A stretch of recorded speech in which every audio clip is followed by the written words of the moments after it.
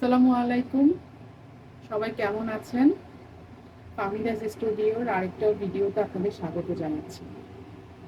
আজ আমি আপনাদের বালা চাও বানিয়ে দেখাবো। আশা করি সাথে থাকবেন। বালা চাও বানাতে আমার যা যা লাগবে: ছোট চিংড়ি শুটকি, এগুলোকে আমি বেছে ধুয়ে পানি ঝরিয়ে নিয়েছি।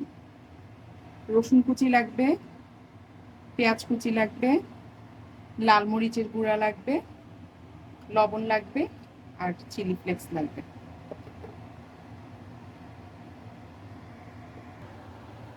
উপকরণের নামে তেলটা বাদ করে দিয়েছি, তেলটাও প্রয়োজন হবে।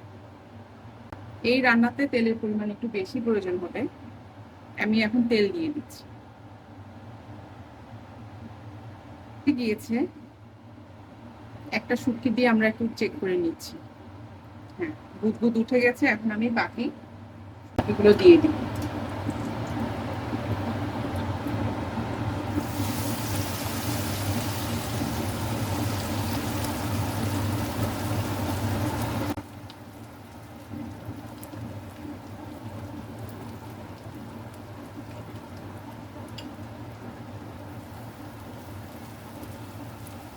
আমি এগুলো মচমচে করে ভেজে নিব।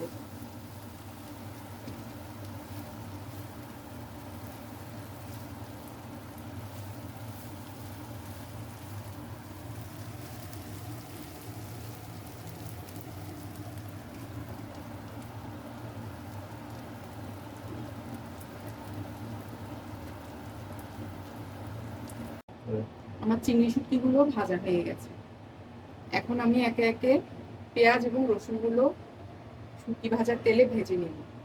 শুটকি ভাজার তেলে এজন্য ভাজবো যাতে শুটকির ফ্লেভারটা পেঁয়াজ এবং রসুনও আসে। আমি এখানে পেঁয়াজ দিয়ে দিচ্ছি।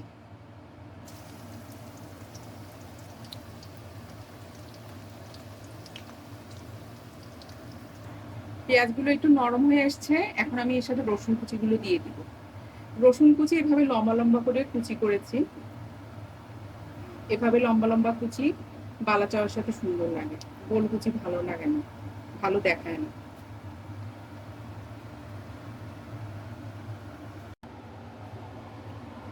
আমি এখানে চিংড়ি মাছের সাথে পেঁয়াজ এবং রসুনগুলো একসাথে রেখেছি। এখন আমি পেঁয়াজ এবং শুটকি ভাজার তেল থেকে একটু তুলে রেখেছি আর অল্প একটু তেল এখানে দিয়েছি।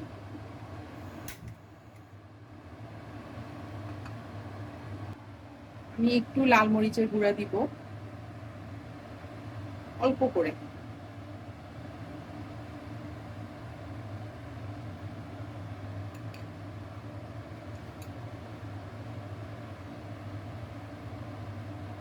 এবং সামান্য একটু লবণ দিব।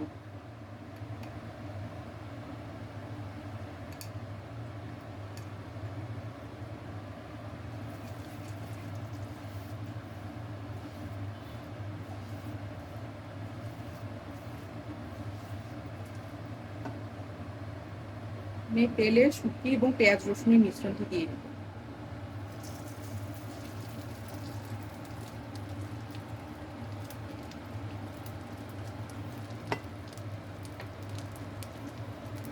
তেলের সাথে তেল মরিচের সাথে একটু মিশিয়ে নিচ্ছি।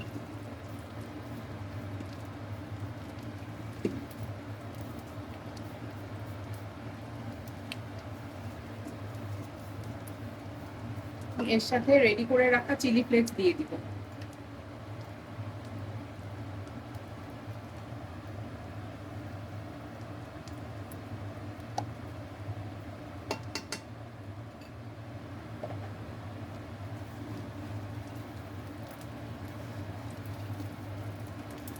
সবগুলো উপকরণ আমি একসাথে মিশিয়ে নিচ্ছি।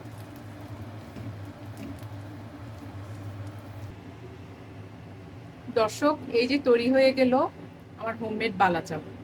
আপনারাও বাসায় খুব সহজে এভাবে বানিয়ে নিতে পারেন এবং প্রিয়জনকে খাওয়াতে পারেন। ভালো থাকবেন, সুস্থ থাকবেন, আমাদের সাথে থাকবেন, আমাদের চ্যানেল সাবস্ক্রাইব করবেন, লাইক কমেন্ট এবং শেয়ার করবেন।